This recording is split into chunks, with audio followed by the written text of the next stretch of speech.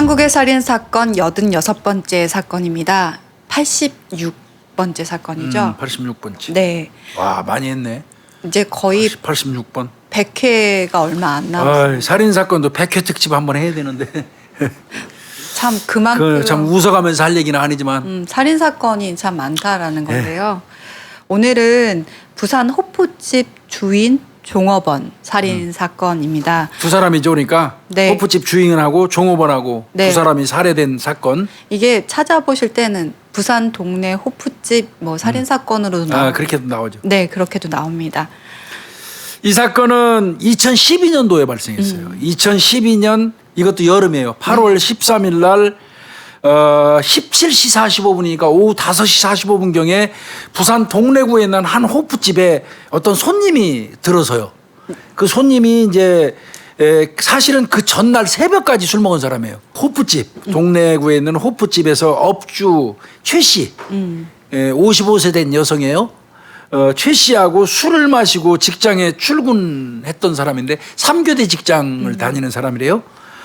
그랬는데 아마 뭐 업주 최 씨한테 뭐 볼 일이 있거나 그랬겠죠. 네. 전화를 걸었었대요. 네. 전화를 했는데 전화를 안 받더라는 거예요. 그래서 왜 전화를 안 받아 하고 들렀다는 거야. 들렀다가 시신을 발견하게 되는 거예요.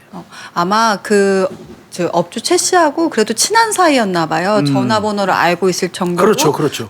이 사람이 전화를 안 받을 사람이 아닌데라는 걸 알고 있었기 때문에 찾아갔는데 찾아가니까 거기서 이제 그 업주 최 씨는 사망해 있던 상태였는데요. 그렇다면 이 호프집이 어디에 있냐 우리가 볼 텐데 대로변에 있대요. 이게 동래시장 인근에 있는 대로변이래요. 대로변. 거기 5층 건물 중에 2층에 있는. 1층에는 뭐 건강식품 대리점이 있고 4층에는 기원이고 아마 이 술집은 그 2층인가 봐요. 2층이라고 그러고 저녁 6시에 오픈하는 그런 그 술집이에요. 호프집이에요. 지금 저녁 5시 45분이니까 오픈 직전. 그러니까 찾아간 거예요. 이제 그 6시에 문 열으니까 5시 45분 정도에 찾아가면 저 장사 준비 중일 거 아니에요. 그러니까 이제 업주 최 씨 만나러 갔는데 발견 못한 거고 이 술집은 뜨내기들이 별로 없대요. 거의 단골 위주로 영업을 하는 곳이라고 그러는데 이 사람이 이제 찾아갔는데 불이 꺼져 있어. 불이. 영업시간 다 돼가는데. 보통은 간판불이 켜져 있거나 준비하고 있잖아. 있어야 되는데 불이 꺼져 있고 출입문 들어가려고 하니까 잠겨 있지는 않은 거예요. 영업 준비 중이면 분명히 그 출입문은 안 잠겨 있는 건 맞죠. 근데 그런 들어갔는데 문을 딱 열자마자 보니까 안에는 막 떨어지는 옷가지에 저기 넘어져 있는 선풍기 그리고 막 여기 군데군데 핏자국이 딱. 아마 제일 먼저 딱 들어가는 순간 훅 하고 피비린내가 났을 거예요. 그러니까 깜짝 놀랐겠죠, 이 사람이. 그래서 이분도 좀 상당히 간이 커요. 그 상태에서 쑥 들어가 봤나 봐요. 이제 뭐 최모 씨하고 부르면서 들어갔겠지. 네. 들어갔더니 1번 테이블을 지나서 간이 주방이 있대요. 그 주방 쪽으로 업주 최 씨가 옆으로 이 구부린 채 쓰러져 있었던 거예요. 이때 이분이 발견한 건 시신 한 구예요. 네. 그러니까 그 사장. 업주 최 씨만 발견한 거예요. 55세 여성. 그래서 바로 112하고 119에 신고하는 겁니다. 이게 간이 주방이 이렇게 그 직선으로 보이는 그쪽이었기 때문에 이제 발견할 수 있어서 112에 119 이제 신고를 했고 119가 먼저 도착을 해서 이제 불을 켜려고 하다 보니까 스위치 아무리 올려도 안 켜지는 거예요. 네. 그래서 확인해 봤더니 이게 이제 아마 모든 두꺼비 집이 내려가 있었던 상태였던 것 같고요. 또 가서 확인해 보니까 이 업주 최 씨는 이미 사망한 상태. 이미 이제 119는 사망한 거를 확인했고요. 6시 직전 이제 되기 바로 직전에 동래 경찰서 강력 1팀 당일 당직팀이었겠죠. 강력 1팀하고 과학수사팀이 도착을 한 겁니다. 네. 홀이 이렇게 어떻게 돼 있냐면 그러니까 1, 2, 3, 4 테이블이 있고 이렇게 그 앞에는 주방 형태가 있고 그다음에 이제 내실 같은 것들이 좀 있나 봐요. 기역자로 꺾인 상태에서 이제 그 아마 4번 칸막이가 또 이렇게 있는 것 같아요. 이렇게 들어가서. 이게 칸마다 이렇게 되어 있고요. 그런데 이제 처음에는 그 이 사람은 119에 신고할 때는 한 사람만 봤잖아요. 그 업주만. 그런데 이제 경찰하고 119 출동해서 확인해 보니까 4층 칸막이 그 안쪽 테이블 밑에 거기서 종업원 손 씨 56세 여성이에요. 종업원 손 씨가 사망한 채 발견이 됩니다. 그러니까 이거는 한 장소에서 2명이 살해된 살인 사건인 거예요. 네. 룸은 총 6개. 6개라고 그러네요. 예. 근데 뭐 이렇게 방이 따로져 있는 게 아니라 천장은 뚫혀 있고요. 칸막이로만 맞아요. 이렇게 구분되어 있는 룸이라고 보시면 될 것 같고, 아까 말씀드렸듯이 간이 주방, 화장실, 내실 이렇게 있습니다. 옛날에 이제 호프집들 가면 우리 김유희 프로파일러는 그거 못 본 군번일까? 아니, 저희 범죄 현장에서 너무 많이 봐가지고 그 전에 우리 저 생맥주집 뭐 혹은 호프집 이래서 이제 들어가면 지금 저 설명 잘했어요. 칸만 막아놨어.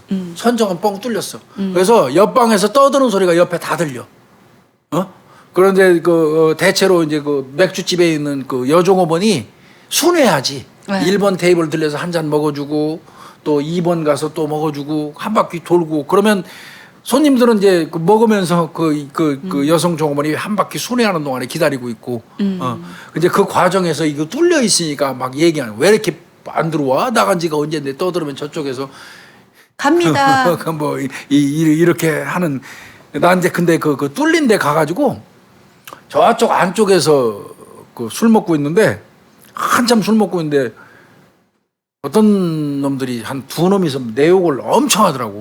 자세히 들어보니까 내 욕이더라고. 김복중 이 새끼, 김영사 그 새끼. 처음엔 김영사 새끼 해서 김영사가 하도 많으니까 나는 아닌 줄 알았어. 근데 한 30분 정도 흐르니까 얘기하는 거 들어보니까 김복중이더라고. 아니, 이게 교수님 이름이 워낙 특이해서. 이런 개새끼들 왜 나를 욕을 하지? 그러고 이제 일어나서 보면 나는 키가 크니까 이렇게 보면 저 까치발 들으면 저쪽이 보여요. 대가리가. 이렇게 봤더니 건너편에 있는 놈들인데 내가 빵에 보낸 새끼들. 그래서 가서 얘기했어요? 에이, 이제 그런 거는 뭐 욕할 수 있는 거니까.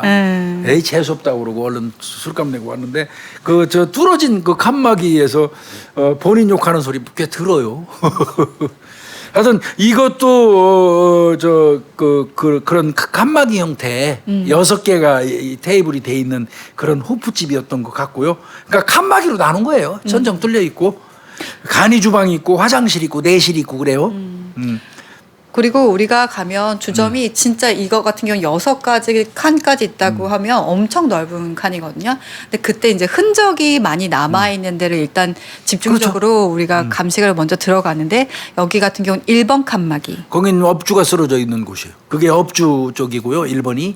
4번은 그 뒤늦게 발견된 그 종업원. 네. 종업원. 그다음에 이거 업주가 최종적으로 끌려가서 발견된 곳이 간이 주방 쪽. 그러니까 3군데로 나누어서 감식을 하는 거예요. 네.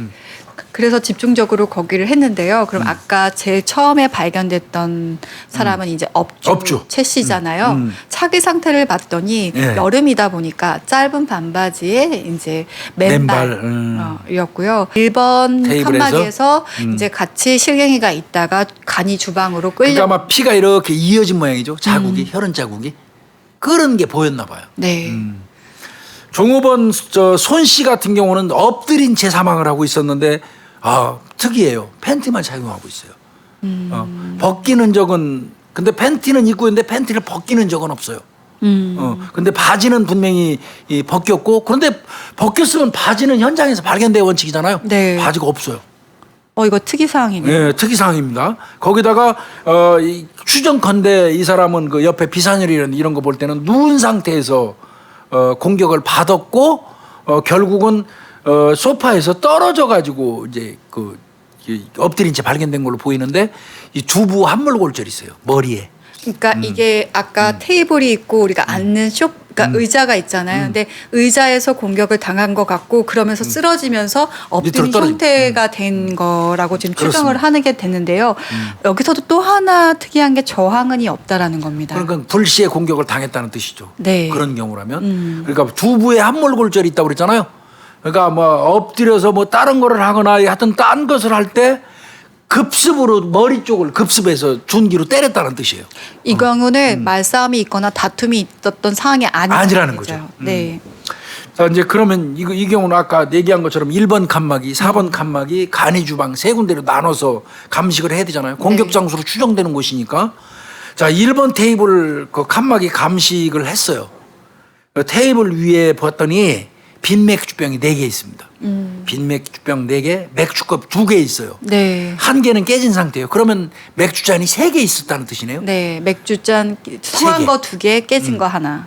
그러면 3명이 그 1번 테이블에서 술을 마셨을 개연성이 높아요. 네. 거기에다 마른 안주 접시 있고 잿더리도 있어요. 네. 심플 담뱃갑이 하나 있어요. 냅킨 통이 있고. 네. 테이블 밑에는 빈 맥주병 2개 있으니까 이제 더 먹었겠죠. 총 6개. 근데 거기에 깨진 맥주컵도 이제 조각이 있는 거예요. 아, 그 앞에 깨졌었던 거, 테이블 위에 있던 것들이 밑에까지 깨져 있습니다. 그래서 여기서 당장 추정할 수 있는 거는 3사람이 술 먹었을 가능성이 있어 보이는 거예요. 네. 맥주는 한 6병 정도 그렇죠. 마셨었던 걸로 추정이 되고요. 그래서 이제 우리가 상태를 보면서 공격 행위가 어떻게 이루어졌는지를 또 추정을 하게 되는데 배치도를 보면 알죠. 네. 가구 배치도. 탁자가 이렇게 일자로 있는 게 아니라 이렇게 우측으로 쫙 밀려져 있는 거예요. 대각선으로. 네. 그럼 밀고 나온 거네. 네. 아마 이 상태에서 피해자와 가해자의 공격 상태가 이루어졌지만 주방으로 끌고 가는 과정에서 피해자를 끌고 나오면서 탁자가 밀렸던 것 같아요. 추정이 되는 거죠. 그러니까 끌어내면서 밀린 형태로 이제 탁자가 밀린 거고 그 다음에 그러니까 이제 거기에서 맥주병이나 컵은 지문 채취를 시도를 하는 거죠. 근데 네, 이게 뭐가 중요하냐면요. 각각 피해자가 어디 있었고 가해자가 어디 있었는지 위치 추정이 되잖아요. 그럼 앞에 있는 맥주병과 맥주잔은 더 발견될 가능성이 이게 범인 것이라고 추정할 수 있는 가능성이 더 높아지는 거죠. 그 지문 채취를 시도했는데 그냥 바로 1차 그 채취 시도했는데 바로 장갑은 나왔어요. 장갑 꼈다는 거예요. 장갑 흔이 나오고 그 다음에 뭉그러진 그 형태가 나왔어요. 그건 다 껐다는 얘기예요. 고의로. 증거인멸을 했다. 증거인멸했다는 거예요. 그러니까 전부 다 끈 거예요. 그래도 바꿔서 얘기하면 이건 뭐예요? 시간이 널널했다는 뜻이죠. 죽이고 나서도. 꽤 오랜 시간을 거기 머물렀다는 의미이기도 해요. 범인이. 그래도 이거 포기하면 안 되죠. 깨져 있는 조그만 유리 조각 하나하나 전부 챙겨서 쪽지문이라도 도출을 해봐야 될 거 아니에요. 그래서 다 했는데 나중에 보니까요. 그 깨진 유리 조각 하나하나까지 다 닦았어요. 이 새끼가. 그거 닦는 적이 다 있어요. 이거 얼마나 치밀하게 범행한 겁니까? 그리고 이제 중요한 거 있어요. 잿더리. 잿더리에는 맥주를 좀 부어가지고 거기에 동동 떠댕기는 담배꽁초가 있는데 그건 던이래요. 아까 던일. 심플 심플 담배곽이 있었죠. 네. 근데 거기 그 잿더리에 동동 떠댕기는 담배꽁초는 던일입니다. 던일. 담배 필터 2개를 수거를 했는데 아마 이때는 포기했을 거예요. 이거 지문 물에 푹 담궈져 맥주 같은 거에 담궈져 있는 잿더리 위에 이거는 지문 안 나올 거라고 생각을 했을 거예요. 네. 그러면서도 테이블 위에는 심플 담배, 잿더리에는 던일 꽁초. 이거 뭔가 언바란스하죠. 네. 뭔가 이해가 안 가는 부분이 있으니까 좀 집중한 것 같아요. 네, 그래도 포기하지 않고요. 물에 그 뿌른 던일 담배 그 필터가 있어요. 네. 거기가 보통 DNA 침 성분이 묻게 되니까 쭉쭉 빠는 과정에서. 거기 이제 물에 담겨서 근데. 그렇죠. 그래도 혹시 몰라서 2개를 이제 수거를 합니다. 그리고 봤더니 CCTV가 내부에 있나 하고 확인했더니 있기는 있었어요. 근데 모형 CCTV였대요. 모형 CCTV였음에도 불구하고 범인은 그것도 떼어갔어요. 교수님 진짜 시간이 많았네요. 엄청 널널했던 거죠. 그 떨어져 있는 병 조각 하나하나까지 닦을 정도니까. 그리고 천정에 있는 그 CCTV 확인해 보니까 작동 안 되는 모형인데 그것도 아예 통으로 뜯어갔어요. 자, 벽면의 혈은 낮은 위치에서 형성됐다는 얘기는 바꿔서 얘기하면 앉은 상태. 네, 서 있는 게 아니라 앉아 있었거나 아니면 낮은 누워 있는 상태는 이렇게 엎드려 있거나 그런 상태에서 이 혈흔이 나왔고요. 그런데 이제 중요한 거 하나 있었어요. 1층 1번 테이블 안쪽에 이 모자 달려 있는 티 있죠. 모자 티. 그게 생뚱맞게 하나가 거기 널브러져 있는 거예요. 업주 공격한 그 테이블 그 부근에서 모자 달려 있는 티가 하나 발견이 돼요. 근데 거기에 모자 달려 있는 그 여성용 티 같아요. 그게 생뚱맞게 있을 이유가 없는데 그게 하나 발견이 되니까 그거 수거합니다. 경찰이. 그래갖고 감식을 해요. 그 장소에 있을 이유가 없는 그런 물건인 거거든요. 네. 그 모자 티 같은 거는. 이거 범인이 입을려다 벗은 건가 범인 건가 이런 생각을 했겠죠. 아까 이제 우리가 종합적으로 1번, 4번 간이 주방을 집중적으로 했는데 5번 테이블 그쳐가다 보니까 바닥에 예. 문양이 뚜렷한 혈흔 족적이 딱 있는 그렇습니다. 거예요. 혈흔 족적이 발견이 됐어요. 네. 그거는 이제 우리가 뭐라 그래요? FTS입니까? 그 FITS인가 이게 네. 족적 검색하는 거죠. 네. 그랬더니 이건 금강제화 거예요. 문양이 혈흔 그 족적이 금강제화 건데 그거 따져보니까 홀, 주방, 내실 바닥에도 똑같은 그 혈흔 족적이 하나 발견돼요. 쪼로로. 그러면 이건 한 명이라는 뜻이잖아. 네. 똑같은 동일 모양의 혈흔 족적이 주방에서도 홀에서도 내실 바닥에서도 발견이 됐어요. 이거는 범인이 한 명이라는 명. 뜻이죠. 한 명. 동일 문양이니까 다른 문양이 아니고 네. 단독 범인에. 화장실에서 아까 뭐 굉장히 많은 그 증거 인멸을 했잖아요. 그리고 본인이 아마 손을 닦았나 봐요. 수건 그 닦아서 이제 아마 피 묻은 그 혈흔이 수건에 좀 묻어 있던 것 같고 부러진 골프째가 발견이 돼요. 그 둔기가 골프째로 추정되는 거예요. 그래서 여기에서도 DNA 감정 의뢰를 합니다. 이제 부검 들어갔어요. 네. 그래서 아까 2명의 피해자가 있었잖아요. 업주 최 씨 같은 경우는 154cm에 55kg으로 그 보통 체격이었습니다. 혈중 알코올이 0.161%가 나왔어요. 그러면 요즘에. 만취 상태예요. 그러면 바꿔서 얘기하면 업주가 만취 상태에 이르렀다는 얘기는 바꿔서 얘기하면 영업하고 나서 시간이 상당히 흘렀다는 뜻이기도 해요. 술이 취할 정도로 먹었으면 꽤 오랜 시간 먹은 걸 거 아니에요. 그러니까 이제 이런 그 주점에서 그 피해자가 그 업주나 종업원인 경우에는 혈중 알코올 농도를 반드시 봅니다. 그 시간을 특정하는데 유효하거든요. 그래서 혈중 알코올 농도가 0.161%가 나왔다면 범행 추정 시간은 영업 6시에 문을 열고 상당 시간이 흘렀다고 단정할 수 있어요. 두부 함몰 골절이 있었지만 치명상은 바로 목에 맞습니다. 찔린 상처였습니다. 두부 함몰골절은 아마 제압한 것 같아요. 네. 첫 번째 급습. 공격이었을 가능성이 큰데요. 그래서 바깥 동맥 자체가 이제 다 절단이 되어 있어서 목에 아마 찔려갖고 그 동맥이 절단된 거 이게 아마 직접 사인인 것 같습니다. 네. 그 종업원 손 씨 같은 경우는 160에 77kg니까 좀 비대한 편이죠. 77kg면 남자도 77kg 비대한데.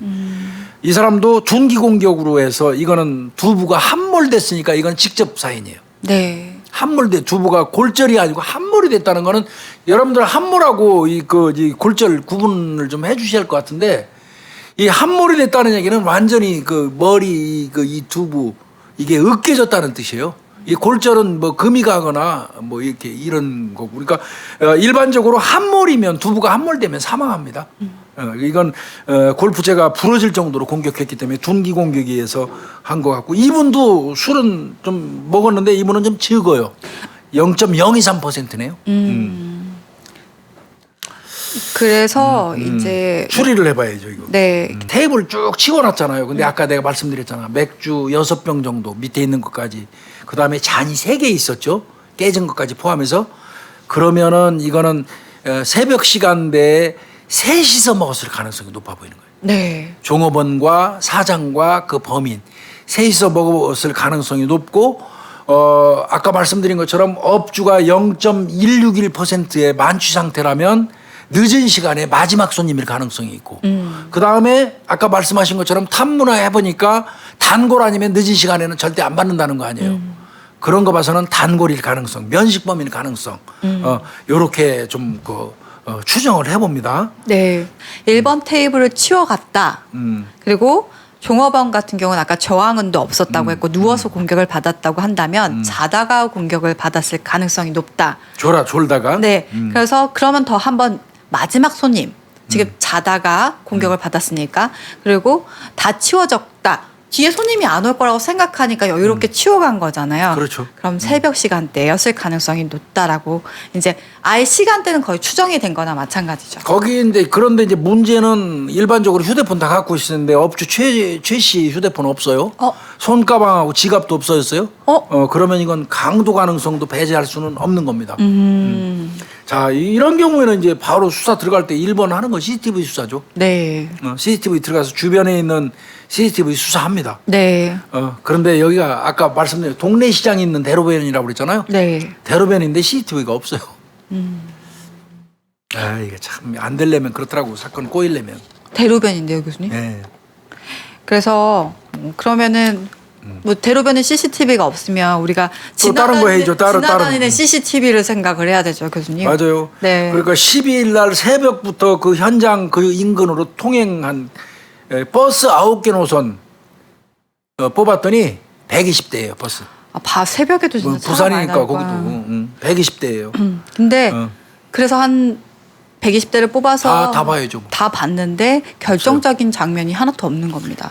외부 그러니까 외부 CCTV 뭐 몇 개 있는 거 하고 그 버스 9개 노선 120대 다 봤는데도 CCTV에 결정적인 장면 안 나오는데 하나 나와요, 하나. 12일 날 새벽 05시 50분경에 12일 날 새벽 05시 50분경에 현장 앞을 지나간 148-1번이 있어요. 148-1번 CCTV에서 다른 건 안 나와요. 사람은 안 나와. 호프집 불이 퍽 꺼지는 게 나와요. 그러면 그 시간대가 사건 종료 간판불이 시간에 꺼지는 시간. 사건 종료 시간일 가능성이 크겠네요. 그렇죠. 그리고 처음에 들어갔을 때 불 꺼져 있었고 차단기 내려가 있었잖아요. 그러니까 이거 아마 추정컨대 호프집 간판 스위치를 못 찾으니까 전원 차단기를 아예 내린 걸로 보는 거예요. 그러면 범행하고 이 범인이 나가면서 차단기 내린 시간대로 보는 게 12일 날 새벽 05시 50분 정도로 보는 거예요. 그 살인 사건은 조금 전이겠죠. 네, 이게 굉장히 중요한 포인트가 엄청 되는 중요한 게 그럼 이 시간대 이후로 이제 그 도주 갔을 만한 경로의 CCTV들이라든지 이걸 확보할 수 있다 보니까 그렇죠. 그리고 범행 시간도 이제 그 안쪽으로 잡아야 되고. 네. 그러니까 이게 나는 이거 참 이 형사가 내 눈으로 봤다고 생각해요. 120대 버스 노선을 쭉 보면서 사람에만 집중했으면 그 업소 주변에 있는데 사람 통행하는 데만 집중했을 거예요, 일반적으로. 그랬으면 이거 결정적인 장면 못 찾았을 건데 그 업소에 간판불이 내려가는 걸 딱 찾았다는 거는 굉장히 형사가 관심 있게 본 겁니다. 그러니까 현장을 엄청 많이 보고 있었던 거죠. 차단기가 내려가 있었고 불이 꺼졌다라는 것을 머릿속에 갖고 있었기 때문에 그것까지 포착을 할 수 있었던 것 같습니다. 어떤 호프집 간판 내려가는 거를 버스 그 CCTV를 통해서 발견하고 그 시간이 05시 50분이라는 걸 추정하는 순간 이 사건은 희망이 보이는 거예요. 그렇게 했고요. 그리고 그렇다면 피해자들이 언제까지 살아 있었는지 휴대폰 보면 되지 뭐. 네. 오프된 시간이 12일 날 05시 19분으로 돼 있네요. 그러니까 피해자 이 최 씨, 최 씨의 휴대폰이 꺼진 시간이 05시 19분이면 이때까지는 살아 있는 거죠. 네. 05시 19분까지는. 그리고 아까 호프집 불 꺼진 건 다 05시 50분이잖아요. 네네. 그러면 19분에서 50분 사이에 일이 있는 것 같아요. 내 생각은. 빠른데요? 그리고 이제 통화 내역도 있네요. 이거 최 씨. 통화 내역 보니까 02시 30분에 52살 먹은 남성하고 통화한 게 있고요. 그 02시 30분에 그 통화한 남성 같은 경우는 확인해 보니까 노동일 하는 사람이에요. 그 업소에서 한 15분 그 거리 되는 데서 혼자 거주하는 단골이에요. 근데 이 사람은 확인해 보니까 당일날 1차 하고 02시 50분에 2차로 그 집에 왔다는 거예요. 그리고 1시간 술 먹고 귀가했다. 그리고 지가 나갈 때 보니까 40대 남자 안면 있는 사람이 오더라. 근데 그 사람 근처 호프집 주인 같이 생겼던데 이렇게 진술했어요, 경찰에. 그게 이제 업주 이 최 씨하고 통화했던 02시 30분 52세 남자의 증언이에요. 네. 그래도 이 남자도 일단은 용의자군에 네. 들어가죠. 그리고 03시 51분에 55세 여성하고 통화한 것이 있습니다. 맞습니다. 그 두 통이에요, 두 통. 네, 근데 이 여성분도 그때 아마 만취 상태였던 것 같아요. 그런가 봐요. 그 술 취한 여성하고 어떻게 통화를 했나요? 네, 통화를 해서 난 전화한 사실도 기억이 안 났는데 근데 통화 기록만 한 3분 정도로 했던 게 있었어요. 그래서 이제 그렇다면 아마 기억을 그 되돌려 보자라고 해서 체면 수사를 했던 것 같은데. 거기서 나온 게 있죠. 네. 어쨌든 3시 51분에 통화한 기록이 있잖아요. 그렇다면 목소리는 최 씨 목소리였다.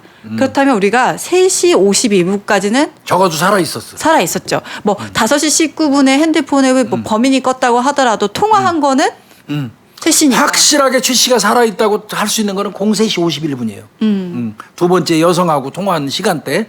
그리고 이제 5시 19분에 휴대폰 꺼진 거는 범인이 껐을 수도 있으니까 그렇게 보는 것 같고, 아까 02시 반에 52살 먹은 남자하고 통화한 남자 조사할 때 근처 호프집 주인이라고 네. 뭐 비슷하게 생겼다고 얘기했잖아요. 네. 그래서 그러면 그 근처 호프집 주인 누굴까 하고 찾아봤겠죠, 또 경찰이. 근데 그런 유형의 남자 없는 거예요. 그래서 이 남자도 알리바이 조사를 하게 됩니다. 의심스러우니까 이제 CCTV를 그럼 이 사람 어떻게 이동했는지를 보는데요. 아니 이 남자 집 근처 CCTV를 확인했는데 이 사람 얘기한 게 거짓말이에요. 거짓말이에요. 응. 본인이 뭐라고 얘기했냐면 그 02시 50분 경에 그 집에 들어가서 1시간 정도 술 먹고 나왔다고 얘기했잖아요. 그러면 03시 50분 경에 이 사람 나온 거예요, 그 술집에서. 네. 그게 그래야지 맞죠. 네. 근데 이 사람 남자의 집 근처 가갖고 CCTV를 경찰이 까보니까 아니에요, 그거 그 시간대에 집에 들어간 적 없어요. 네. 안 맞아요. 네. 이 남자가 들어간 시간은 04시 20분에 집으로 들어갔는데 문제는 그러면 원래는 03시 50분에 들어가야 되죠. 약간 뭐 집 근처였으니까 그 시간도 안 맞는데 더 황당한 건 4시 35분에 집 나와요. 04시 35분에. 네. 그러니까 4시 35분 이후에 범행을 할 수도 있는 거잖아요. 그러면 이 사람 알리바이가 의심스럽죠. 명확하지 않잖아요. 그러니까 본인이 그 업주하고 통화한 내용이 02시 반에 있었기 때문에 그 남성을 경찰이 조사했고 조사해서 어떻게 된 거냐 했더니 나 그날 1차 하고 02시 50분에 그 집에 갔다. 거기서 1시간 정도 술 먹고 나 바로 집에 갔다. 그럼 02시 50분에 에서부터 1시간 술 먹었으면 03시 50분까지 술 먹은 거예요. 네. 그리고 15분 거리 집이면 03시 50분. 그러면 03시 50분, 15분, 대충 04시경 얘는 도착해야 되는데. 집에 가야 되는데 04시 20분에 집에 들어가요. 적어도 한 10분 이상의 오차가 있는 거예요. 네. 그런데 문제는 그냥 들어갔다면 그러고 잠잤다면 경찰이 그 이상 의심 안 했을 거예요. 약간 오차 있을 거라고 생각하고. 04시 35분에 15분 지난 다음에 집에서 다시 나온단 말이야. 네. 그거는 좀 이상한 거예요, 경찰 입장에서. 그래서 이 사람 다시 불러요. 네. 그리고 주변에 이 사람 어떤 사람이냐 아마 확인해요. 네, 확인을 하는데 성격도 포악하고 술병도 자주 깬다. 술병 많이 깨놨잖아요. 현장에 맥주병 많이 깨져 있었잖아요. 그러니까 이제 이게 평소의 습관이에요. 그렇다. 주변에 있는 술집을 뒤졌대네요. 내가 이거 확인해 보니까 이 남자 성격을 파악하려고 주변에 있는 그 이 집 호프집 말고 그 건너에도 호프집 몇 개 있대요. 거기 가서 이 남자에 대해서 형사들이 물어보니까 술만 먹으면 병 깬대. 그래서 평소에 술병 자주 깬다는 그 습성 그거를 현장 상황하고 이게 매칭을 한 거예요. 그러니까 이건 더더군다나 의심스러웠던 것 같아요. 그런데 문제는 이제 물어봤겠지, 다시 소환해서. 너 04시 20분에 집에 들어갔어. 그리고 15분 있다 다시 집에서 나왔는데 그 이후에 뭐 했어? 이렇게 물어봤겠지, 경찰이. 얘가 뭐라는 줄 알아요? 나 다시 집에서 나온 거 기억 안 나. 횡설수설해요. 이건 이 순간 아마 형사들 느낌 왔겠죠. 네. 그래서 그러면 이 사람 모른다 그러면 그 사람 핸드폰 내역 통화 내역 조회해야죠. 내역이라든지 네. 이 움직인 동선을 파악을 해야 되잖아요. 그렇죠. 네. 근데 집을 나가서 안락동에 있는 세븐호프 주점에서 여주인과 술 마신 사실이 확인이 됐어요. 그러면 이 사람이 04시 20분에 집에 들어갔다가 04시 35분에 다시 나와서 그 길로 이제 그 안락동에 있는 그 어떤 호프 주점으로 가서 거기서 여주인하고 술을 먹었어. 이게 휴대폰 통화 내역을 조회해서 밝힌 거예요. 이게 그러니까 앞에 04시 20분 들어갔다 나왔다 하는 건 계산하는 게 아니고 이 사람 당일 행적을 수사한 거네, 보니까. 네. 당일 행적을 봤더니 당일 행적을 봤더니 04시까지 술을 먹었어요. 그러니까 이 아마 세븐오프 주점의 여주인하고 통화한 기록이 있다 보니까 그 여주인을 이제 가서 물어봤겠죠. 그랬더니 나 술 먹었다 이 남성하고. 4시까지 먹은 거예요. 네, 근데 01시부터 04시까지 먹었대요. 그러면 이 사람은 아까 1차 진술할 때는 02시 50분에 지금 범행 일어난 집에 들어가고 1시간 먹고 집에 갔다고 그랬었잖아. 네. 그게 거짓말인 거네. 통화 내역을 좋아해 보니까. 그럼 이 주점 여주인하고 이 그 용의선상에 올라 있는 이 남성하고 짜고? 그렇게도 의심할 수 있는 거지. 분명한 거는 얘가 거짓말한 거야. 딴 데서 1차 마시고 02시 50분에 이 술집에 갔었다는 거. 그 집 가서 1시간 정도 술 먹고 집에 갔다는 얘기는 거짓말한 거야. 네. 그건 명백히 거짓말했어. 왜 그러냐면 02시 50분에는 안락동에 있는 세븐오프 주점에서 그 여주인하고 술 먹고 있었으니까. 네. 새벽 4시까지. 이게 그러니까 이건 무슨 거짓말인 거지. 그러면 이거 거짓말 탐지기 했어요. 네. 그래서 이거 뭔가 이상하다. 얘는 거짓말 탐지기를 바로 할 수가 없었어요. 의심하거나 도주할까봐. 그 여주인이 01시부터 04시까지 나하고 술 먹었어요. 우리 집에 와서 그 남자. 그러니까 이 여주인이 얘기하는 게 또 짜고 했으면 그 이상할 수 있으니까 여주인만 설득을 해갖고 거탐을 시킨 거예요. 그러니까 맞아요. 01시부터 04시까지 먹은 건 명백해요. 여주인이 거짓말한 거 아니에요. 그러면 이 남자가 거짓말한 건 명백하잖아. 02시 반에 그 집 가서 술 먹었다는 소리는 거짓말인 거예요. 이 세븐오프 여주인이 얘기한 게 진실인 거예요. 01시부터 04시까지 먹었다는 게. 그리고 이 새끼는 거짓말한 거예요. 02시 50분에 그 집 가서 술 먹었다는 거는. 그러면 이 새끼 옷이라든지 구두라든지 물건 여기에 혈은 묻어 있을 거 아니에요. 이미 제출 받아가고 누민호 반응하고 DNA 채취했지만 어떤 마땅한 증거는 안 나왔어요. 그러면 이 남자의 말이 아니라 그냥 사실로 드러난 것만 따지면 이 남자는 1시부터 4시까지는 세븐호프 집에서 술 술을 먹은 먹었고 거예요. 이 집이 아니고. 네, 그다음에 집에 4시 20분에 들어가서 4시 35분에 나왔는데 4시 어디 갔냐, 이거? 4시 35분 이후로는 없어요. 근데 이걸 행적을 쫓아보려고 하다 보니까 이게 뭐 명확하진 않는데 그렇다면 이미 제출 받은 거죠. 너 증거 다 재봐라. 구두도 줘보고 다 해봤는데 DNA까지 채취를 했는데 안 나와요. 안 나온 거예요.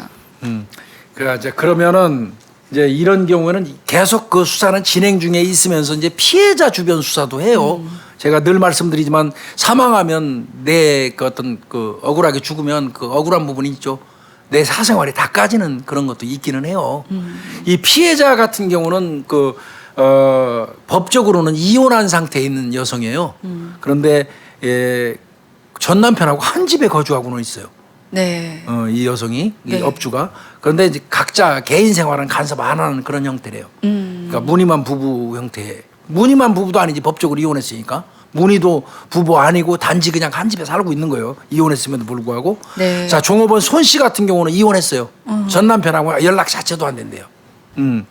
자, 그러면 혹시 가족 관계나 뭐 이런 경우면 보험 때문에 살해했을 수도 있으니까 보험도 찾아봤어요.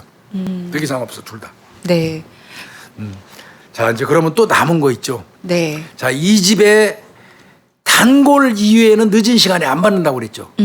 그러면 이 집을 자주 출입했던 사람들 다 뽑아야죠. 그렇다면 이 카드를 그렇죠. 여기서 혹시 사용했던 사람들, 그 호프집에서 사용했던 사람들의 내역을 다 뽑아보게 됩니다. 6개월치 카드 내역 확보했어요. 그리고 또 최 씨가 주로 업주가 이제 뭐 단골들하고 통화를 할 테니까 이 최 씨의 통화 목록까지 뽑아서 이 단골 손님들을 이제 추려내는 작업을 합니다. 그 최 씨 같은 경우는 이제 그 외상도 많이 주고 그랬다고 그래요. 그래서 외상 때문에 싸움도 많이 있었고 마찰도 많았다고 그러네요. 그래서 이제 그런 부분 착안해 갖고 6개월치 카드 내역 확보, 그 집에 출입한 단골 손님 추려내는 거예요. 그 다음에 최 씨가 가까우니까 통화했을 거 아니에요. 그것도 6개월치 통화한 사람 다 뽑아서 이제 범인 정하고 수사 들어가는 거죠. 그런데 그 와중에 자, 아까 제가 말씀드렸죠. 재떨이에다 맥주를 부어가지고 던일 담배꽁초가 2개 동동 떠 있었죠. 네. 여기 담배꽁초는 이제 여러분들이 인식할 때 이렇게 생각할 수 있을 것 같아요.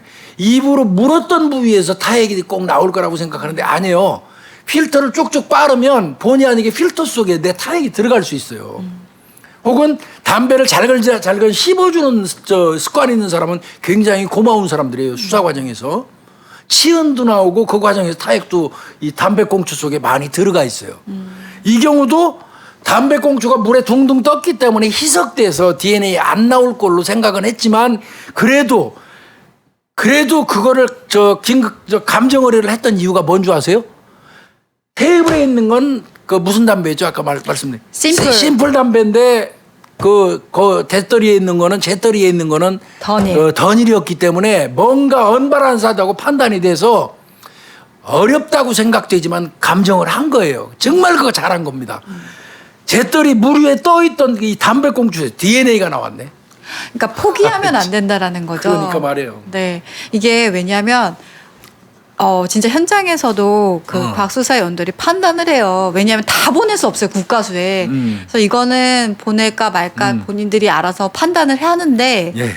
그때 물에 젖혀 있는 것들이 이게 안 나올 건데 뭘 보내서 또 괜히 또 무슨 소리를 들어라고 해서 안 보낼 수 있는데 담배꽁초 보냈어요. 물에 젖은 담배꽁초 보냈는데 거기서 DNA가 나왔다는 거고요. 아까 1번 테이블에 그 장소에 있을 필요가 없는 그 생뚱맞은 물건이 하나 있었죠. 모자티. 티. 그 모자티 그 태그 안쪽에서 혈흔이 조금 묻어 있는 게 있었어요. 그것도 국과수에 보냈었거든요. 그거하고 담배꽁초, 던일 담배꽁초에 있는 DNA가 일치해요. 그러면 범인 거네요. 범인이 이거는 확실한 거죠. 자, 이거 추정컨대 그러면 범인은 범행을 한 다음에 이게 그 업주 최 씨의 옷이었던가 봐요. 옷을 이제 피가 많이 묻었을 거 아니에요. 두 사람 골프채하고 흉기로 살해하면서 과정에서. 그래서 그 후드티 같은 걸 안방 내실까지 들어가면서 혈흔 족적이 있었잖아요. 네. 그 아마 옷을 찾은 것 같습니다. 근데 그 후드 모자 티가 안 맞은 거예요. 그러니까 이 자식이 이걸 던지는 과정에서 그 탭 있는 쪽에 피가 좀 묻었던 것 같아요. 안 맞으니까. 그래서 바닥에 던져놓은 걸로 이렇게 추정이 되고요. 네. 보니까 사이즈가 여성 사이즈였다는 거예요. 그래서 업주 거로 본 거고.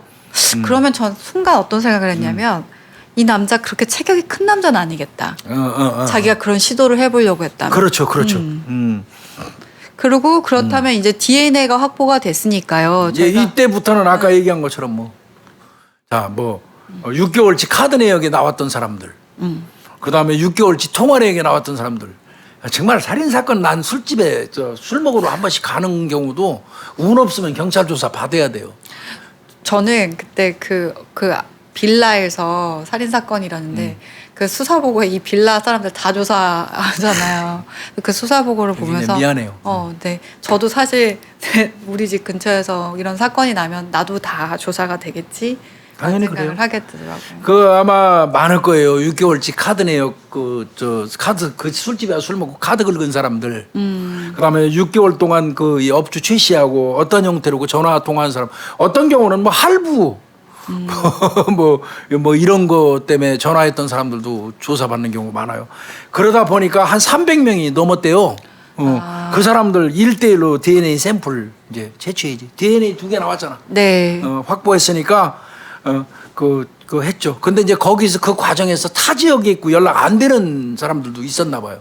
그러니까 경찰 답답했겠죠. 아시잖아요, 교수님도 이게 약간 호프집 같은 주점에서는 대체로 다 이렇게 뜨내기 손님은 아니더라도 나중에 공사장에 이제 일을 하러 갔거나 연락 안 되는 사람들 많아요. 네, 많다 보니까 빨리 DNA 채취해가지고 이제 범인을 밝혀야 되는데 좀 답답했을 것 같습니다. 일단은 그래도 수사는 50%는 간 거죠. 후드티하고 정말 포기하지 않고 물 위에 뜬 그 던일 담배꽁초를 보냈다는 거는 엄청난 그 계가죠. 그 과정에 이제 엄청 뭐 고생하는 거예요. 300명 DNA 일일이 그 가서 긁으러 다니는 거 이거 쉽지 않아요. 이거 거기에다 연락 안 되는 놈 쫓아다니는 거 엄청나게 어렵고 답답한 그 와중에도 눈에 딱 띄는 놈이 하나 그 도출이 됐어요. 43살 먹은 신모 씨라는 그 인물이에요. 네. 그 주소는 그 부산 사직동이에요. 근데 주소지는 사직동으로 됐는데 거주를 안 해요. 실거주는 거기 아니에요. 그러면 전화번호 나왔으면 그럼 더 이상해요. 네. 주소지 따로 사는 데가 거기 아니고 이러면 더 이상하고 그러니까 전화번호를 어떻게 확인해가지고 만나자고 요구를 했어요. 네.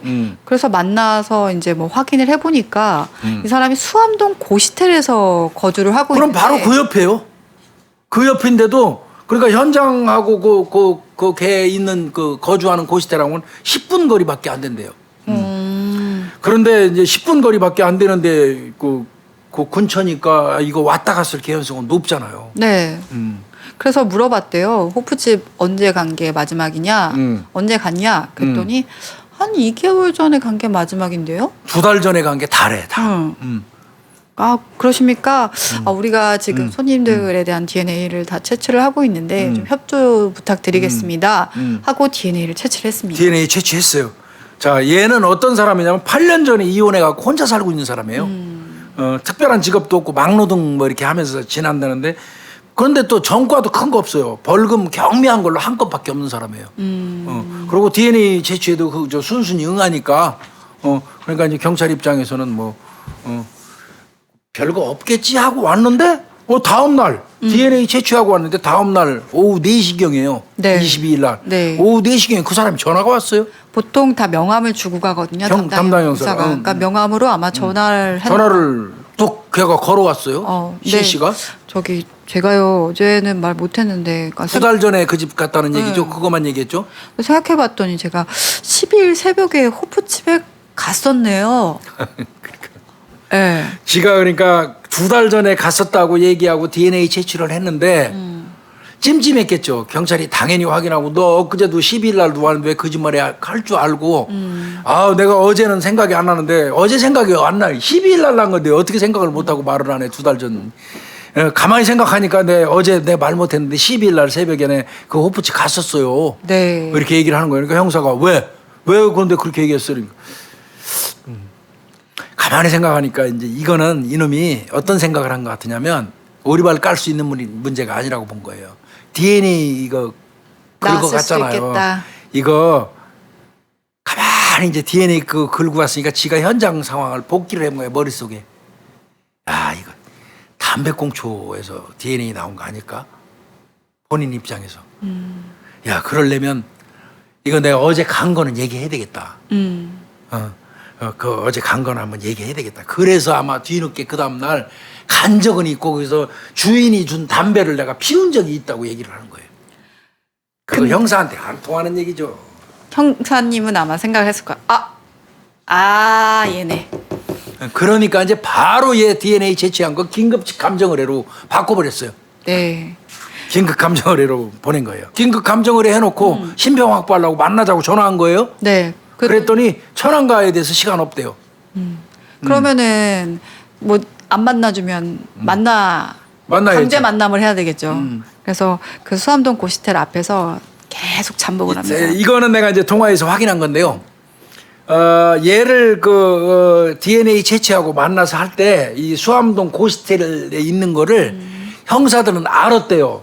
사직동으로 주소지 두고 실제로 안 살아서 탐문 해가지고 수암동 이 고시텔에 있다는 걸 형사들이 알았는데 얘 만나서 그 호프집 언제 갔냐고 물어보면서 DNA 채취할 때는 고시텔에 너 거주하고 있다는 거 우리가 안다는 말을 안 했다는 거예요. 안 하고 그냥 DNA만 채취한 거예요. 그리고 나서 다시 만나자고 그러니까 나 천안 가야 되니까 시간이 없어서 지금 천안 가고 있으니까 못 만난다고 이렇게 얘기하니까 형사들이 고시텔 앞으로 갔어요. 거기서 기다리고 있다가 요 새끼 오는 거 딱 잡았어요. 천안 간다는 놈이 그 고시텔 들어오다가 걸린 거예요. 그러니까 형사들이 지 고시텔에 있는 거를 모를 걸로 생각하고 들어오다가 딱 잡힌 거예요. 그래서 다시 또 DNA 또 채취해요. 혹시 몰라서. 이 형사들이 꼼꼼하더라고. 그러니까 이게 임의 제출을 받은 거가 혹시라도 그렇죠. 문제가 될까봐 이 자리에서 다시 지금 채취해요. DNA를 채취를 한 겁니다. 이때 막 이제 이놈 오리발 막 까는 거지. 이제 벌써 본인을 이제 범인으로 몰고 있는 것 같으니까. 나 거기 술 마시고 나온 거밖에 없어 그 집에. 그 업주 최 씨가 담배 줘가지고 내 2-3개 피 정도 피우고 의도 피우고 나 나온 거밖에는 없다. 이제 알리바이 만드는 거지. 알리바이를 이렇게 만들 정도면 이건 도망갈 놈이잖아요. 네. 웃기잖아. 그러면 이제 딱 도망을 못 가게 해야 되잖아요. 그러니까 고시텔 앞에서 사실 긴급 체포할 수 있는 근거가 못해요. 못해요. 없다 보니까 도망가나 안 가나 이제 그때부터는 그 새끼 나오는 것만 고시텔 앞에서 기다려야 돼. 감정을해 일치 나올 때까지 긴급 감정을해 했잖아요. 네. 이제 그때부터는 고시텔에 들어가는 거 보고 애워싸야 됩니다, 형사들. 애워싸야 돼. 진짜 오줌 누러도 못 가요, 그때는. 감정의뢰가 대충 빠를 때는 6시간 정도면 나오거든요. 그래서 6시간치 소변 보라고 그래요.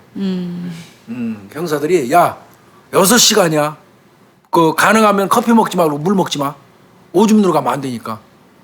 그러고 딱 애워싸서 6시간 정도. 근데 왜 그렇게 오줌이 마려운지 몰라.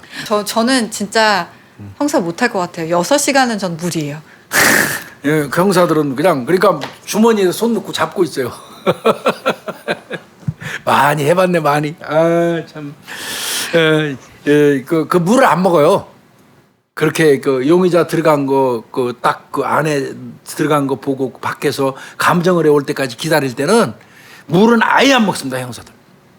아예 안 먹어요. 그 물 먹으면 반드시 오줌 누러 가야 되기 때문에.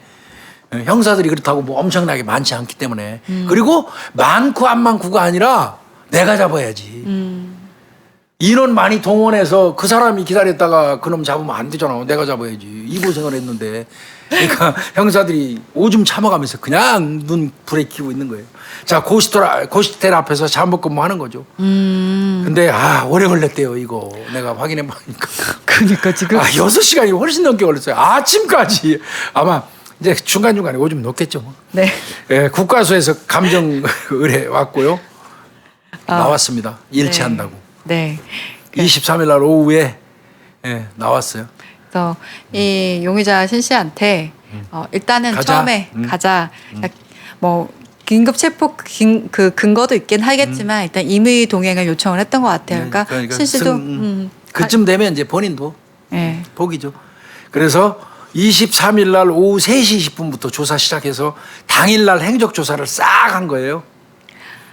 그래서 이게 이제 긴급 감정을 해. 이게 내가 착각했습니다. 죄송합니다. 이게 뭐 어떤 착각이 고시텔 앞에서 잠복근무를 아침까지 했는데 아침까지 하고 감정을 해 기다리고 있었는데 그때까지 나온 거 아니에요. 더 이상 못 기다리겠는 거예요. 더 이상. 화장실은 가셔야 되니까. 더 이상 못 기다리겠는 거예요. 그래서 임의동행한 겁니다. 내가 그 전화 통화까지 했는데 헷갈리네. 그래서 밤새도록 했는데 감정을해 안 나오는데 죽겠는 거예요. 이게 도저히 안 되겠다. 얘기해가지고 임의동행하자. 본인 동의 받아갖고. 그래서 임의동행하고 경찰서로 데리고 가서 그 당일 행적 조사를 이제 슬슬 하고 있었죠. 임의동행했으니까. 그때 이제 국가수에서 일치한다는 전화가 온 겁니다. 다 모자티하고 담배꽁초 있는 거하고 얘 입안에서 긁은 거하고 3개가 일치한다. 그럼 현장에서 발견된 2개. 그다음에 본인한테 긁은 거하고 3개가 일치하면 범인이죠. 그러면서 결과를 딱 받으면서 그 자리에서 긴급 체포죠, 뭐 그건. 네. 그때 뭐예요? 미란다 원칙 고지하죠. 미란다 원칙 고지하면서 긴급 체포. 그리고 뭐 그래도 이 새끼는 오리발 계속 갔어요. 술만 마시고 지내 나왔대요. 그렇다면 그 이제 행적 조사를 하나하나씩 해야 되잖아요. 그럼 하나 정확한 것부터 털어야 되는데 새벽 3시 20분에 이 발생 지역이 수암동이잖아요. 네. 근데 그 수암동 근처의 술집에서 계산한 게 나왔는데 그 수암동 술집을 보다 보니까 이 호프집의 맞은편에 있는 길 건너, 길 네. 건너 술집에서 계산하고 나온 거예요. 이게 그놈이 아마 내가 보니까 03시 20분 정도 뭐 이 정도 그 술 먹고 나온 것 같고요. 어설프게 본인들이 이제 술을 먹었다고 생각하면 또 계속 술집 전전하면서 하잖아요. 근데 맞은편에 불이 켜 있는 호프집이 운영하는 그러니까. 호프집이 있으니까 이제 딱 들어온 거야. 그쪽으로 들어온 겁니다. 근데 그 시간대 딱 보니까 사람이 이 호프집 이제 마감할 때 됐으니까 사람이 없었던 거예요. 맞아요. 네, 그때가 우리 기억하시죠? 03시 51분에 여성분이랑 최 씨가 마지막 업주 최 씨가 마지막 통화한 게 있었습니다. 맞아요. 그리고 얘는 검거했을 때 보니까 이제 이미 손에 상처가 있더라는 거예요. 골프채 휘두르고 흉기 휘두를 때면 본인도 다치죠. 그렇기 때문에 그 후드티에서 모자티에서 바로 혈흔이 나왔던 게 그렇죠. 지가 다쳤으니까. 용의자의 DNA일 수 있었던 거죠. 그렇습니다. 그리고 이제 그런 게 나왔으니까 추궁했겠죠. 담배꽁초에서 나왔고 모자티에서 나왔고 또 네 DNA하고 일치하니까 이건 오리발 간다고 된 거 아니다. 23일 날 밤에 범행 다 인정했습니다. 네. 그렇다면 어떻게 발생을 한 사건인지 그 이제 범인이 얘기했던 내용을 듣다 보면요. 신 씨가 아까 3시 20분에 그 수암동에 있던 술집에서 나왔죠. 네, 나왔잖아요. 나 귀가하려다가 나 한 잔만 더 하다. 한 잔만 더 하려다. 더 해야 되겠다라고 생각했는데 그래서 호프집으로 길 이동하는데 건너, 바로. 네, 주변에서 봤더니 저 호프집 나한테 되게 친절하게 해줬던 데인데 그 3시 20분에 술 먹고 딱 나왔는데 길 건너에 아직 불이 켜져 있는데 맞아. 저기 옛날에 갔을 때 주인이 나한테 엄청 잘해줬어. 한 잔 더 먹고 가야지. 건너갔어요. 그랬더니 건너가서 이제 술 먹죠 거기. 네, 최 씨하고 종업원 손 씨가 있었던 맞아요. 아까 겁니다. 잔이 3개 했잖아요. 그래서 같이 1번 테이블에서 손님이 뭐 그 이제 CC 하나다 보니까 두 사람 한 사람이서 같이 술을 먹었던 겁니다. 그러던 중에 이 종업원 손 씨가 졸렸나 봐요. 늦은 시간이잖아. 이게 3시 반 정도 이후다 보니까 그렇죠. 네. 그러니까 4번 테이블로 가서 자요. 엎드려서. 이 종업원 손 씨가. 그러면 이제 사장하고 최 씨, 업주 최 씨하고 이 범인하고 둘이서 둘이서 신가하고 이제 술 먹게 되죠. 네. 그런 이제 술 먹다가 지가 화장실을 갔다 왔어 이놈이. 화장실을 갔다 왔더니 최 씨도 만취 상태였잖아요. 네. 머리 대고 자고 있어요 소파에. 테이블 이렇게 돼서. 그 순간 요놈이 어떤 생각이 들었냐면 성폭행을 시도하는 거예요. 네. 여자가 무방비 상태에 있으니까 그래서 오른쪽 옆에 앉아가지고 옷 속으로 손 넣어서 가슴을 만진 거예요. 네. 근데 이 업주 최 씨가 지금은 안 된다. 싫어요. 하지 마라. 그래서 거절을 그것도 완강히 이제 거절을 했습니다. 그러니까 이놈이 에이씨 기절시켜놓고 하지 뭐. 이건 지 얘기예요. 네. 그래서 맥주병으로 머리를 내리쳤대요. 당연히 맞으니까 이제 비명을 지르게 됐고 고통에 이제 소리를 치다 보니까 또 일어나려고 했겠죠. 그때 대응했겠지 당연히. 네. 또 다시 맥주병으로 서너 번 때렸대요. 서너 번. 이거 뭐 죽이는 거죠. 난 이 말 지금 이놈이 하는 얘기 안 믿어 이거. 네. 이게 말이 안 되는 소리지만 죽은 자는 말이 없어서 이 새끼 진술을 토대로 해서 지금 설명드리는 거예요. 자, 성폭행 하려고 그랬더니 손을 집어넣어서 가슴을 만졌더니 안 된다고 저항해서 기절시켜놓고 하려고 맥주병으로 머리 한 방 빡 때렸더니 기절도 안 하고 계속 대들어서 때리다 보니까 서너 대 때려가지고 쓰러졌다. 그래서 이거 이제 더 이상 안 되겠다 싶어가지고 그때부터는 내가 왜 그랬는지 모르지만 자기 허리띠를 풀어가지고 목에다 걸었대요. 그래서 쫄랐다는 거예요. 그 버둥버둥 하는 걸 보고 이거 칼로 찔러서 죽여야 되겠다고 생각이 들었대요.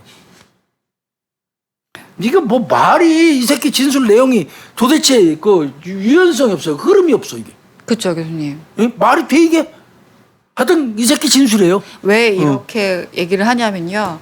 보통 맥주병으로 가격을 했어. 이 사람이 흥분 상태에 올라왔어요. 그럼 보통 자기가 집히는 거라든지 자기 주변에 있는 것들을 하는데 허리띠를 풀는다라는 생각 자체를 했다라는 거잖아요. 그렇죠.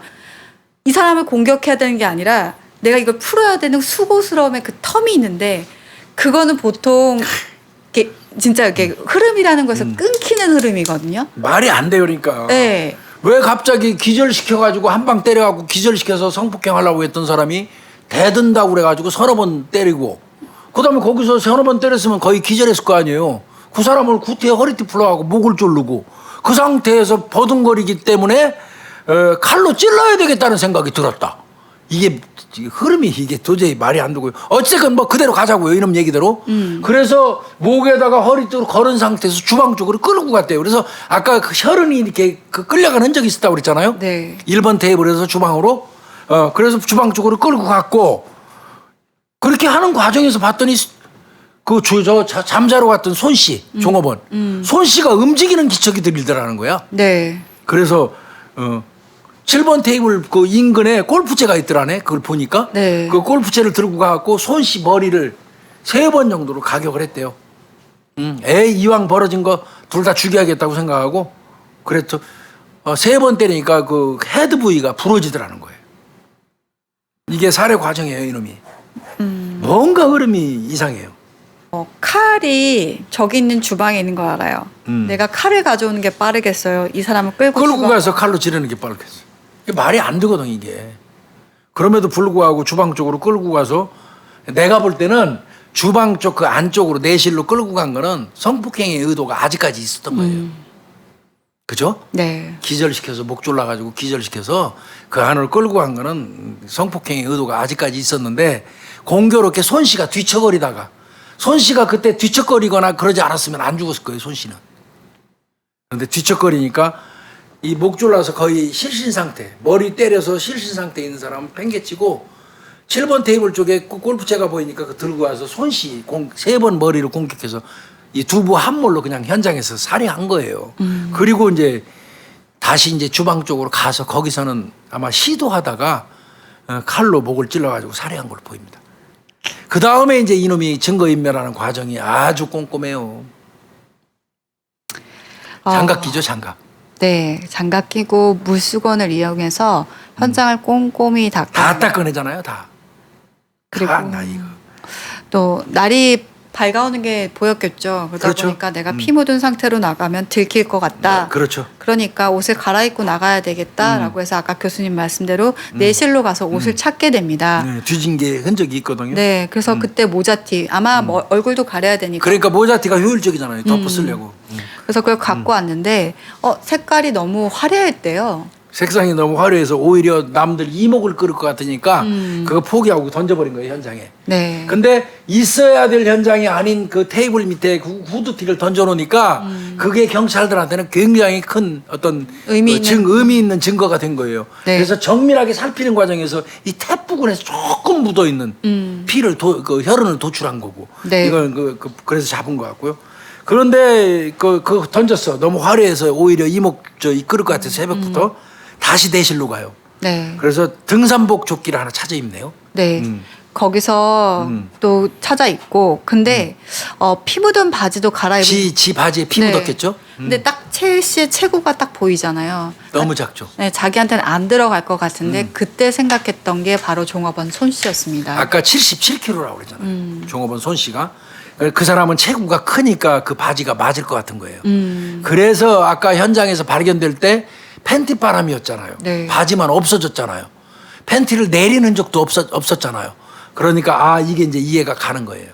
이놈이 죽은 최 씨 주인은 그 업주는 체구가 작으니까 이 바지 저 바지에 안 맞는 거야. 근데 죽어 있는 그 종업원 손 씨는 77kg 바지가 크니까 남자한테 맞을 거로 본 거예요. 네. 그래서 바지만 벗겨서 입고 온 겁니다. 그놈이.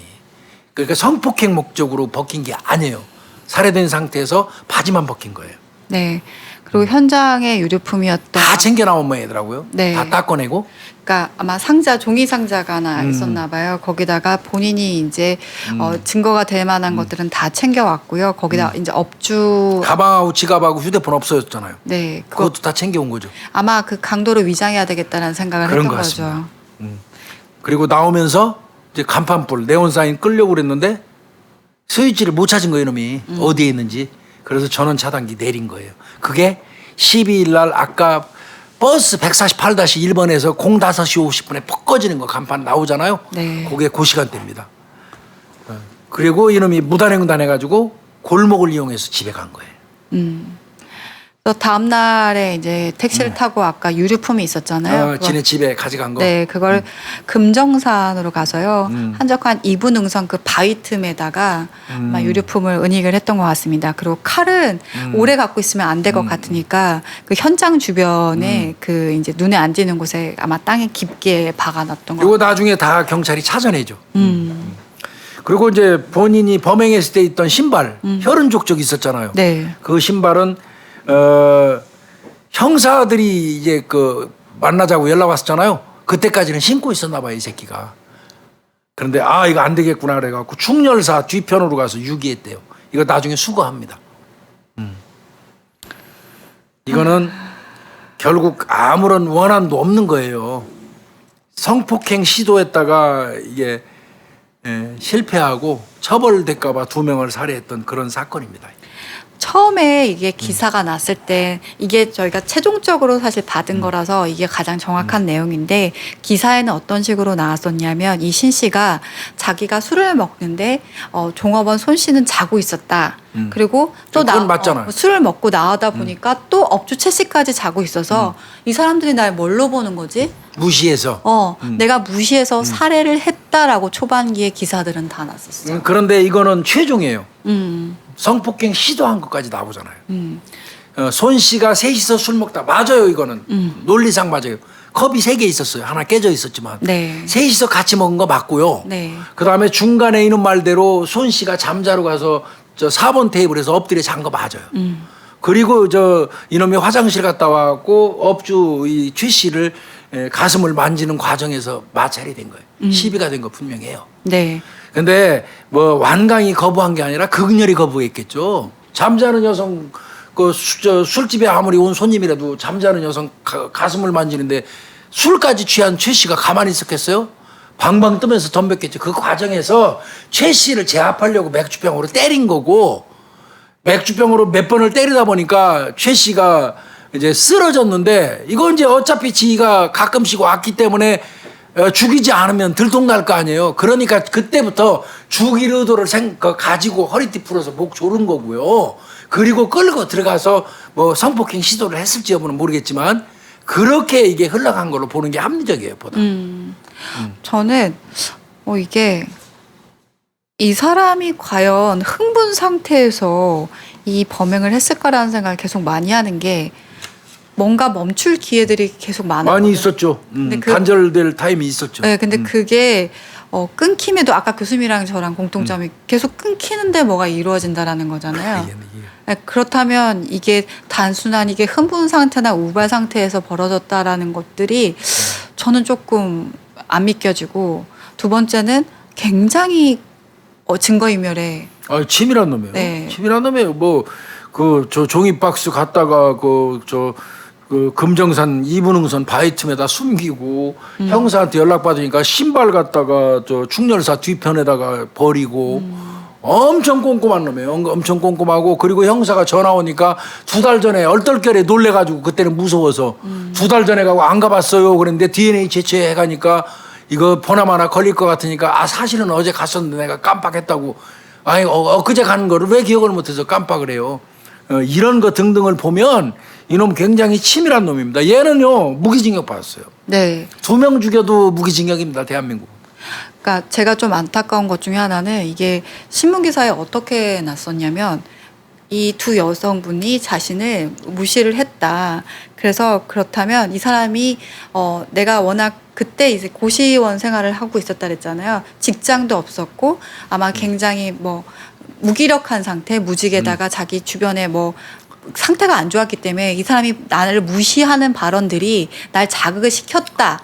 감정 살인이다라는 식의 내용들이 갔었고 전문가 해석들도 막 그런 식으로 많이 나왔었어요. 근데 최종적으로 본인이 불리함에도 불구하고 가슴을 만지고 성폭행 시도한 게 나왔기 때문에 이거는 최종적으로 경찰 수사 결과 나온 게 맞습니다. 네. 1차 항상 어떤 살인 사건이 발생하면 초기에 보도되는 언론 보도는 그 부정확한 게 굉장히 많아요. 왜냐하면 본인이 우발 살인이라고 몰아가야 되기 때문에 왜냐하면 이거 같은 경우는 전혀 다른 살인이 돼요. 강간 살인이 되기 때문에 그렇죠. 네. 전혀 다른 게 돼서 초반기에 그런 포인트들로 했고 전문가들이라든지 아니면 뭐 사람들이 거기에 맞춰서 그래 얘가 좋은 환경이 아니었고 뭔가 불만이 쌓여 있었고 최하층의 생활을 하다 보니까 이런 발언에 대해서 자기가 이렇게 행동을 한 것들이 일맥상통할 수 있다라는 식의 기사들이 되게 많이 있긴 했어요. 뭐 언론에서야 뭐 거리가 있어야 되니까. 근데 최종 수사 결과 보니 가장 맞는 거고요.